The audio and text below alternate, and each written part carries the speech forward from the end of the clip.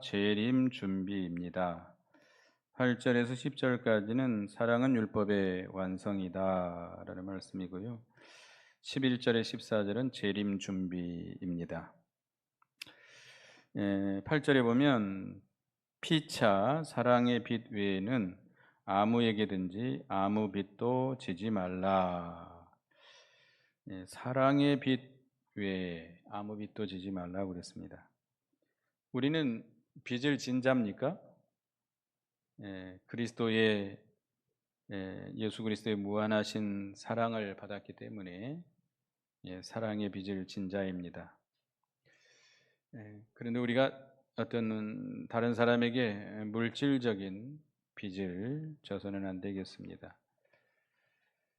사랑의 빚,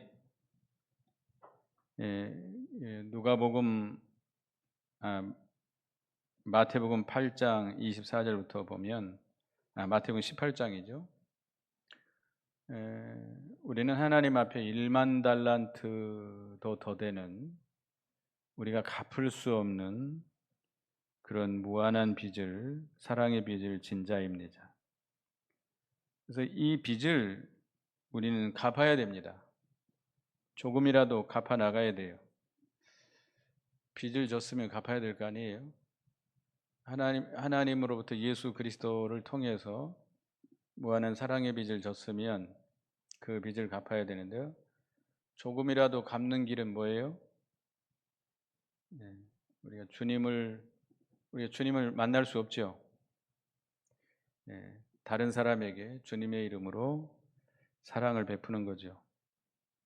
다른 사람에게 사랑의 빚을 갚는 겁니다. 그러니까 예수 그리스도의 사랑을 우리가 받았으니까 그 사랑을 다른 사람에게 나누는 거죠.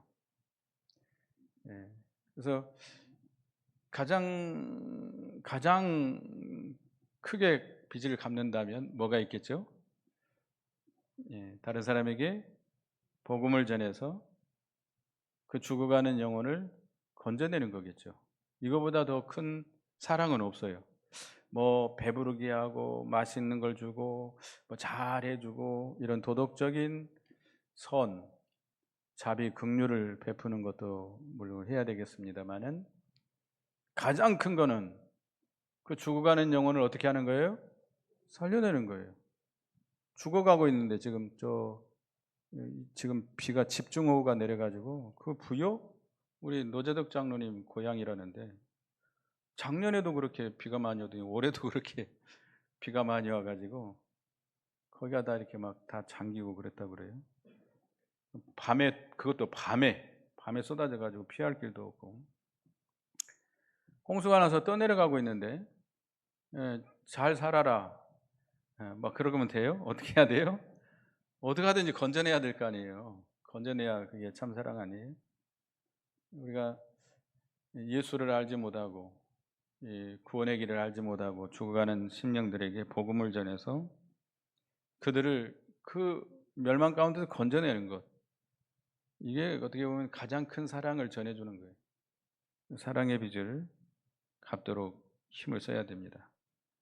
우리가 이 사랑의 빚을 갚아 나갈 때 기쁨이 충만하고 힘이 나고 생명이 솟아납니다. 또 사랑이 풍성해지고 화평해지고 아름다운 세상이 됩니다. 그래서 이 빚을 갚도록 해야 되는데 특별히 우리는 물질의 빚, 물질적인 빚을 지지 않도록 해야 돼요. 혹시 내가 물질의 빚을 졌다, 물질의 신세를 우리가 좀 졌다 하면 어떻게 해야 돼요? 빨리 신속하게 갚도록 해야 됩니다. 자기는 어떻게 하든지 최저 생활을 하면서 굶어 죽지 않을 만큼 먹고 살면서 갚아 나가야 돼요. 남의 빚을 갚지 않는다면 양심을 쓰지 않는 것이고 불의한 일이라 할 수 있겠죠.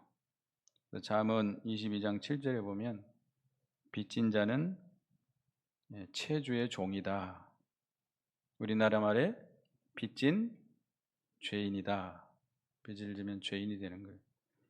그래서 우리는 빚을 지지 않아야 됩니다. 빚을 지게 되면 모든 면에 떳떳하지 못해요. 자유롭지 못합니다. 그래서 사랑의 빚 외에는 아무 빚도 지지 말도록 해야 되겠고, 그 다음에 남을 사랑하는 자는 율법을 다 이루었느니라 그랬습니다. 우리가 다른 사람을 진정으로 사랑한다면 모든 계명을 다 지킬 수 있는 것이죠. 우리가 하나님께 대한 계명이 10계명에서 몇 계명까지 몇 계명이죠? 1계명에서 4계명. 그 다음에 사람에 대한, 이웃에 대한 계명이 뭐죠? 5계명에서 10계명. 네. 우리가 하나님을 진정으로 사랑한다면 하나님의 다른 신을 섬길 수 있어요? 우상을 만들어서 절하고 섬길 수 있어요? 하나님의 이름을 망령되이 여길 수 있어요? 안식일을 우리가 지키지 않을 수 있어요? 하나님을 사랑한다면, 진정으로 사랑한다면 다 지킬 수 있죠. 또 이웃을 내 몸과 같이 사랑한다면, 내 이웃을 내 몸과 같이 아끼고 내 몸과 같이 진정으로 사랑한다면 어떻게 이웃에게 악을 행할 수 있겠습니까? 살인할 수 있어요? 이웃을 간음할 수 있어요? 이웃의 것을 도적질할 수 있어요?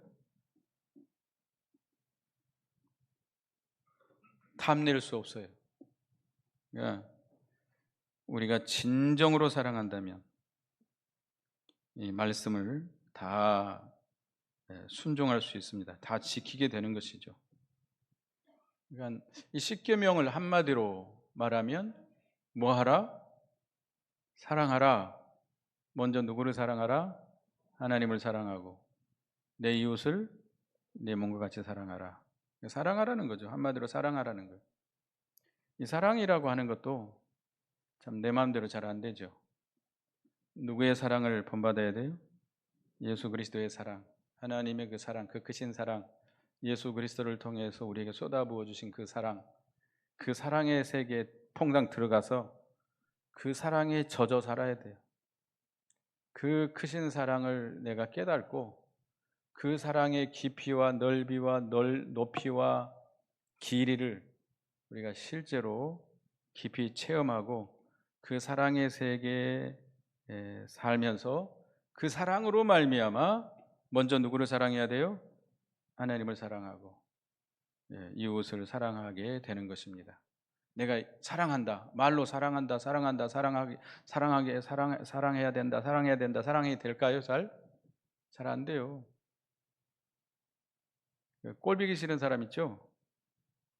꼴보기 기도합니다. 하나님, 저 꼴보기 싫은 사람 한 명 있는데 하나님 절대 미워하지 않게 해주시옵소서. 기도하고 나와서 주일날 나왔는데 딱 만났어요. 그럼 어떻게 되죠? 눈이 휙 돌아가죠. 그게 마음대로 잘 안 돼요. 그러니까 내가 나 같은 죄인을 사랑하시고 구원해 주신 그 하나님의 사랑에 감격해서 그 사랑에 이끌려서 그 사랑의 세계에서 완전히 내가 사랑의 사람이 되도록 힘써야 돼요.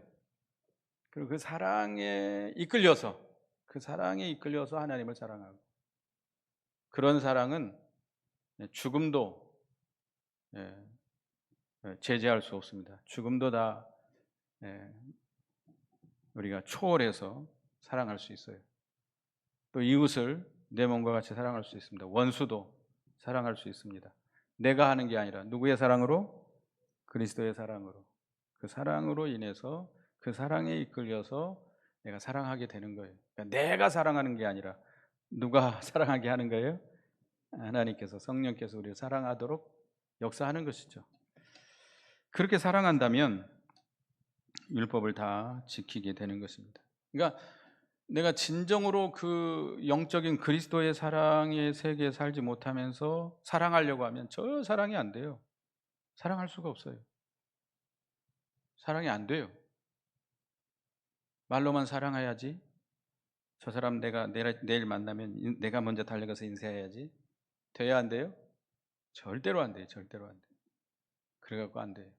우리가 먼저 나 같은 죄인을 사랑하신 주님의 사랑의 세계에 들어가서 그 사랑에 이끌려서 우리가 해야 되겠습니다. 그래서 우리 본문 10절 보겠습니다. 10절 읽어보겠습니다. 시작. 사랑은 이웃에게 악을 행하지 아니하나니 그러므로 사랑은 율법의 완성이니라. 이웃을 사랑하면 사랑하는 자는 이웃에게 악을 행하지 않는다. 이웃에게 손해를 줘요? 이웃을 기분 나쁘게 해요? 이웃에게 욕을 해요? 저주를 해요? 절대로 악을 행치 않죠. 이웃에게 악을 행하면 그들이 손해를 보고 상처를 입기 때문입니다. 그래서 우리가 사랑한다고 하면서 이웃에게 상처를 주고 손해를 주고 그런다고 한다면 그건 진정한 사랑이 아니죠. 다른 사람을 불평하고 원망하고 미워하고 속이고 간음하고 거짓 증거하고 거짓말하고 탐내고 살인하는 것은 사랑하지 않기 때문에, 사랑이 없기 때문이죠. 내 속에 사랑이 없기 때문에 그런 악이 나오는 거예요. 악이 나오는 거예요. 내 속에 사랑, 주님의 사랑, 넘치는 그리스도의 사랑이 내게 역사하지 않기 때문에, 내 속에 그런 사랑의 역사가 없기 때문에 사랑이 안 나와요. 절대 안 나와요. 인간의 노력으로는 안 돼요. 아무리 사랑하려고 해도 안 돼요. 그래서 우리는 주님의 사랑으로 말미암아 이웃을 사랑해야 됩니다. 그래서 사랑은 율법의 뭐다? 완성이다. 그래서 우리는 사랑의 빛 외에는 지지 말고 사랑으로 율법을 다 지켜나가는 우리가 되어야 되겠습니다. 이 사랑이라고 하는 것은 어떤 사랑이에요? 영적인 사랑, 하나님의 사랑이에요. 그러니까 내가 먼저 그 사랑의 사람이 되도록, 그러니까 예수 그리스도를 통해서 우리에게 나타내신 그 사랑을 진정으로 깨달아 가도록 해야 돼. 깨달아야 돼. 그 사랑에 내가 감격, 감동, 감격해서 그 사랑에 이끌려 살아가야 돼.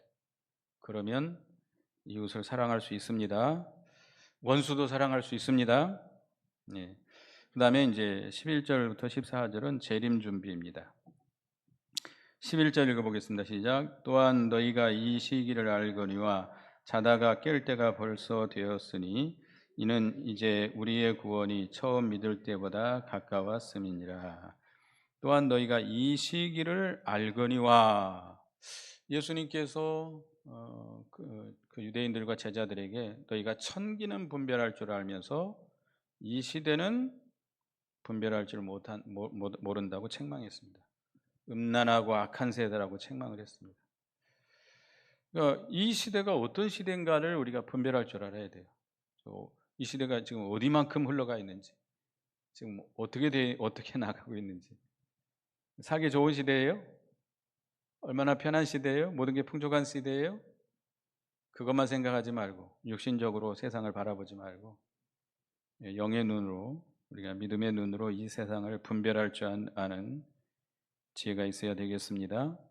노아는 그 시대를 바로 분별할 줄 알았기 때문에 방주를 예비하고 자기와 자기 가정을 구원했습니다. 하나님께서 분명히 경고했어요. 이 세상이 죄악으로 가득하기 때문에 내가 120년 후에 이 세상을 뭘로 심판하겠다? 물로 심판하겠다. 그 말씀을 노아는 늘 듣고 책임질하고, 지금 이 시대가 하나님의 심판이 임박하다고 하는 것을 늘 깨닫고, 근데 다른 사람들은 그 하나님의 말씀을 안 들었을까요? 들었을까요? 들었어요. 하나님께서 120년이 지나면 물로 홍수로 이 세상을 심판할 것이다. 다 들었어요. 들었음에도 불구하고 그들은 거기에 대해서 이 분별력이 없는 거예요. 그걸 심각하게 받아들이지 않은 거예요. 그 말씀을 믿음으로 받아들이지 않은 거예요. 근데 노아는 경건하고 거룩하고 의롭게 살았기 때문에 그 말씀이 그 믿음과 화합해서 정말 깨달아진 거예요. 깨달아지고 그 시대를 분별하고, 노아가 해야 될 일이 뭐예요? 하나님께서 그 해야 될 일을 알려줬어요. 뭘 지어라? 방주를 지어라. 오늘 우리에게도 마찬가지입니다. 이 시대에 누가 오신다는 거예요? 예수님이 다시 오신다는 거예요. 오시기 전에 뭐가 오겠다는 거예요? 대환란이 온다는 거예요. 다 듣고 있습니다. 다 듣고 있지만 심각하게 그걸 깨닫는 자가 많지 않다는 거예요. 여러분, 이 시대를 바로 분별하는 깨어있는 신자들이 되시기 바라겠습니다. 이제는 성경에 기록된 그 말세의 징조들이 다 이루어져 가고 있어요. 그러면 지금 이 징조들이 이루어져 가면 지금 곧 뭐가 와요? 대환란이 와요. 대환란. 예수님의 재림 전에 대환란이 와요. 그리고 예수님이 구름을 타고 그 환란 중에 임하시게 됩니다. 근데 별로 그렇게 심각하게 받아들이는 사람이 없어요. 여러 번 계속해서 말씀을 하고 있는데, 경고를 하고 있는데, 에레미야 시대에도 에레미야가 계속 경고를 합니다. 눈물로 호소를 합니다. 근데 이스라엘 백성이 들어요, 안 들어요? 안 들어요. 제발 왕에게도 가서 직접적으로 이야기를 합니다. 그런데도 안 들어요. 하나님께서 바벨론 세력을 보내서 이 나라를 멸망시킬 겁니다. 회개하십시오. 그런데도 안 들어요. 지금도 딱 그런 시대예요. 지금 예수님이 말씀하신 징조들이 다 이루어져 가고 있기 때문에 뭐가 와요? 대환란이 와요. 그 다음에 예수님이 재림해요. 그러면 뭐 해야 돼요? 우리는 노아가 방주를 준비하듯이 믿음 준비해야 돼요. 믿음 준비해야 돼요. 지금이 잘 때가 아니에요. 졸고 있을 때가 아니에요. 제가 아까 정시간에 살짝 졸고 있었습니다. 앉아서 졸다가 이 전도사님 와서 깨워가지고 내려왔는데, 지금이 졸 때가 아니에요. 잠잘 때가 아니에요. 깨어 일어날 때, 이제 이 노아의 시대와 같고 소돔 고모라의 시대와 같은 이제 남은 때가 얼마 남지 않았습니다. 그래서 이제 잠잘 때가 아니고 깨어 일어나야 돼요. 잠잔다는 게 뭐죠? 육신의 정욕으로 기울어지는 거예요. 그러니까 우리가 믿음으로 살아야 되는데 육신 중심으로, 세상 중심으로 살아가는 거예요. 이게 심령이 잠이 들어버려요. 그렇게 되면 심령이 잠이 들면 분별력이 없어져요. 지금 어느 시대인지 뭘 해야 되는지 전혀 분별력이 없어요. 그냥 세상에 그냥 폭 빠져가지고 정신없이 살아가는 거예요. 그냥 세상 일이 하도 바쁘고, 기도하라 그러면 목사님 바빠서 못합니다. 주일날이라도 나와서 피곤해서 못 옵니다. 언제 하려고요? 좀 지나서 하겠습니다. 그때는 때가 늦어요. 지금이 깨어 일어날 때입니다. 우리 성도들이 영으로 살지 못하고 육신의 정욕대로 살게 되면 심령이 잠이 듭니다. 그러니까 이게 세상이 모든 것이 부요하고 풍족하고 모든 것이 다 평안무사하고 이렇게 되면 사람들이 자동적으로 뭐가 와요? 잠이 와요. 그건 어쩔 수가 없어요. 우리는 육신을 가지고 있기 때문에 여러분, 모든 것이 다 풍족하고 어려움이 없고 모든 일이 다 뭐 괜찮게 잘 돌아가고 그러면 별로 그렇게 막 믿음 쓰려고 애를 쓰지도 않고 기도하려고 애도 쓰지도 않고 그냥 육신의 정욕을 따라서 그냥 육신 중심으로, 세상 중심으로 살아가게 됩니다. 심령이 잠이 들게 되는 것이죠. 이제는 거기서 어떻게 해야 돼요? 깨어 일어나야 돼요. 지금 잠잘 때가 아니에요. 지금 뭐가 오고 있어요? 대환란이 오고 있어요. 대환란. 지금요, 이 기후재앙, 자연재해가 어마어마하게 많이 일어나고 있죠. 우리나라는 그래도 그렇게 심각하지 않습니다. 방금 제가 아침에 뉴스 봤는데 제가 이야기했죠. 아르헨티나는 겨울이 돼도 0도 이하로 안 떨어진대요. 근데 지금은 어마어마하게 추워요. 다 얼어붙어 버렸대요. 소들, 양들 다 얼어 죽고, 새들이 호수에 앉았다가 얼어 죽고, 여우가 돌아다니다가 그대로 얼어서 죽고, 이거 큰 문제 아니에요? 이 중국은 지금 뭐 양쯔강 그 상류에 얼마나 비가 몇 달째 계속되는지, 샨샤댐인가요? 세상에서 제일 큰 댐, 그걸 지금 방류하는데 방류하게 되면 밑에가 다 물바다가 되는 거예요. 그런 하여튼 뭐 기후 재앙이 많이 일어나고 있습니다. 이런 걸 보고 우리는 어떻게 해야 돼요? 좀 깨달아야 돼요. 타산지석으로 삼고 좀 깨달아야 됩니다. 지금이 잠잘 때가 아니고 잠자는 가운데서 어떻게 해야 돼요? 깨어 일어나야 돼요. 깨어 일어나야 돼요. 지금 이미 벌써 됐습니다. 주님의 구원이 처음 믿을 때보다 가까워졌다 그랬습니다. 그래서 우리는 깨어 일어나시기 바라겠습니다. 지금 깨어 일어나서 근신하고 기도하고 노아가 방주를 예비하듯이 우리가 방주를 준비해야 돼요. 믿음을 준비해야 됩니다. 계시록 10장 6절에 보면 지체하지 아니하리라 그랬습니다. 지체하지 아니하리라.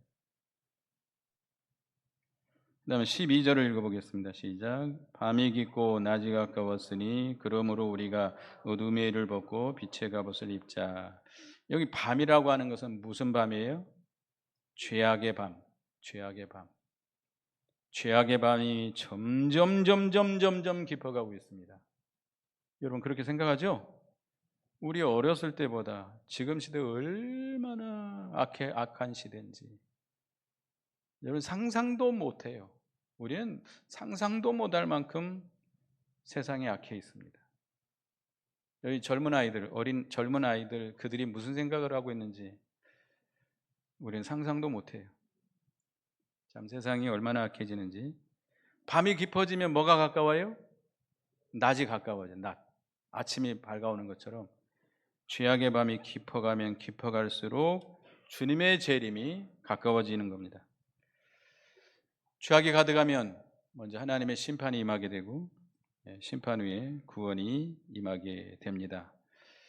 지금은 노아 시대, 소돔 고모라 시대보다 못할까요? 지금 시대가 더했으면 더했지 못하지 않습니다. 우리 디모데후서 3장 보겠습니다. 말세가 되면 어떤 때가 되는지 디모데후서 3장 디모데후서 3장 1절에서 4절까지 5절까지 읽어보겠습니다. 읽어보는 시작. 너는 이것을 알라. 말세에 고통하는 때가 이르러 사람들이 자기를 사랑하며 돈을 사랑하며 자랑하며 교만하며 비방하며 부모를 거역하며 감사하지 아니하며 거룩하지 아니하며 무정하며 원통함을 풀지 아니하며 모함하며 절제하지 못하며 사나우며 선한 것을 좋아하지 아니하며 배신하며 조급하며 자만하며 쾌락을 사랑하기를 하나님 사랑하는 것보다 더하며 경건의 모양은 있으나 경건의 능력은 부인하니 이 같은 자들에게서 내가 돌아서라. 말세에는 이런 죄악이 가득함으로 뭐가 임해요? 고통이 임해요. 이 죄 때문에 얼마나 많은 고통을 당하고 있습니까? 소돔 고모라 노아 시대, 소돔 고모라 시대보다 더 악한 시대. 노아 시대 사람들이 먹고 마시고 뭐 했어요? 시집가고 장가가고. 뭐가 오는 날까지? 홍수가 땅에 내리는 그날까지 그들은 죄를 지었어요. 소돔 고모라에도 사고팔고 집을 짓고 얼마나 악한 음란죄를 지었는지. 뭐가 쏟아질 때까지? 유황불이 쏟아질 때까지 깨달지 못하고 계속 죄를 짓고 있었어요. 지금도 마찬가지입니다. 이 말세에도 악이 세상에 가득 찼고 악한 자는 점점 더 악해져 가고 있고 악한 자가 세력을 얻어서 성도들을 핍박하는 그런 시대를 맞이하고 있습니다. 이제 예수님 재림하시기 전에 이 적그리스도의 세력이 온 세계적으로 세력을 잡아가지고 교회를 핍박하게 됩니다. 이게 이제 대환란의 시대예요. 그런 시대가 이제 다가가고 있는데, 그러나 죄악의 밤이 깊어가면 반드시 누가 오세요? 예수님 재림하셔서 악한 자들을 심판하시고 성도들을 구원하게 됩니다. 우리가 뭐 아무리 핍박을 받아도 우리 주님이 함께 하시고 다 감당할 수 있을 만큼 우리에게 주십니다. 그래서 우리는 어둠의 일을 벗어버리고 빛의 갑옷을 입자. 어둠의 일은 이제 13절에 나옵니다. 13절에 나오고요. 빛의 갑옷을 입어야 됩니다. 빛의 갑옷은 의와 진리와 거룩함으로 그리스도의 형상을 입어나가는 걸 가리킵니다. 이 빛의 갑옷을 입어나가야, 그리스도의 형상을 우리가 입어나가야만이 마귀의 공격을 우리가 막을 수 있고 어둠의 세력, 악한 세력을 이겨나갈 수 있습니다. 그러니까 믿음을 준비해서 우리가 그리스도의 형상을 많이 닮아가야 돼요. 이 편안한 시대, 잠시 고요 시대에 우리가 믿음을 지켜서 우리가 이 빛의 갑옷을 입어나가야 돼요. 빛의 갑옷을 입는다는 것은 예수님의 형상을 닮아 나가는 거예요. 우리 믿음이 자라나서 예수님의 형상을 닮아 나갈 만큼 우리가 죄를 이겨나갈 수 있고 세상을 이겨나갈 수 있고 악을 이겨나갈 수 있습니다. 그래서 13절 읽어보겠습니다. 시작. 낮에와 같이 단정히 행하고 방탕하거나 술 취하지 말며 음란하거나 호색하지 말며 다투거나 시기하지 말고. 이 어둠의 일입니다. 우리는 단정히 행해야 된다. 낮에 속한 자들이기 때문에 낮에와 같이 단정히 행해야 된다. 단정이라고 하는 것은 신앙 양심에서부터 나오는 올바른 말과 생각과 행동을 의미합니다. 그래서 우리는 낮에 속한 자들로서 단정하게 행해야 되겠고, 여기 어둠의 일, 방탕하지 말아야 돼요. 방탕하면 안 돼요. 방탕이라고 하는 것은 육신의 욕심에 이어서 무절제하게 나가는 거죠. 욕심에 끌려서 무절제하게 나가는 거예요. 자유방종하는 거예요. 요즘 아이들이 절제할 줄 모르죠. PC방에 가지고 게임하다가 죽는 애들도 있어요. 게임하다가 먹지도 않고 잠도 안 자고 계속 게임만 해요. 특별히 요즘은 안 나요. 옛날에 한번 나왔죠. 애기 엄마가 애기 놔놓고 게임에 미쳐가지고 애기가 굶어 죽는지도 모르고 게임방에 가서 게임하고 앉아 있는 거예요. 이게 정신이 이게 무절제한 거죠. 절제하지 못하는 거죠. 참 우리는 그런 방탕하면 안 돼요. 또 술 취하면 안 돼요. 술 마시면 됩니까? 안 됩니까? 조금 마시면 되겠죠? 술 취하지 않고만 먹으면 되겠죠? 성경에 그렇게 나옵니까? 취하는 것은 언제부터 취해요? 한 잔 마실 때부터 취해요. 한 잔 마실 때부터. 취한다, 취하지 않는다, 그건 자기 객관적인, 주관적인 것이죠. 한 잔 마실 때부터 우리는 취해가고 있는 거예요. 자, 음주운전 어느 정도면 잡혀요? 소주 조그마한 한 잔입니다. 한 잔. 그 정도면 다 음주운 걸려요. 그러면 술 마셔야 돼요? 마시지 말아야 돼요? 마시지 말아야 됩니다. 술 취하는 것도 세상에 취하는 걸 가리킵니다. 음란, 호색, 불법으로 난자백의 성적 욕심을 채우는 악행이고, 음란은, 호색은 색을 탐하는 마음과 행위의 불결한 언행 심사를 가리킵니다. 그래서 우리는 음란하고 호색하지 말고, 또 뭐 하지 말고 다투거나 시기하지 말아야 된다. 왜 다퉈요? 왜 싸우고 다퉈요? 더 많은 것 얻고자 하고, 또 자기 권리를 빼앗기지 않으려고. 결국은 싸우는 정욕 때문에 싸우는 거예요. 그 욕심 때문에 싸우는 거예요. 욕심 때문에. 어떤 사람은 더 갖고자 해야 싸우고, 어떤 사람은 안 뺏기려고 싸우고. 그것도 욕심이에요. 안 뺏기겠다는 것도 욕심이에요. 더 높아지려고, 자기 마음대로 하려고, 자기 주장대로 하려고 싸우고 다툽니다. 근데 하여튼 이런 어둠의 일을 우리는 벗어버리고 단정히 행해야 됩니다. 누가복음 21장 34절, 누가복음 21장 34절을 보겠습니다.